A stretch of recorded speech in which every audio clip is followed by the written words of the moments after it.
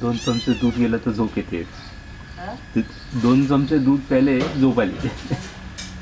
आणि मग इथे याची येतात ना दाराची हे आलेली आहे, ओळख झालेली आहे. दाराचा आवाज आला की मग ते त्यांना कळतं की येतं बाहेर, तर दारामध्ये मध्ये करतात. मग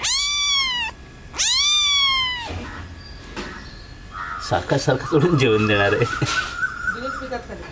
हां, ते चमच्याने आत्ता थोडं दूध दिलं तर 2 चमचे दूध घेतलं, नाही तर त्यापर्यंत याच्यात नाही आहेत, पिण्याच्या स्टेजमध्ये नाही आहेत त्या.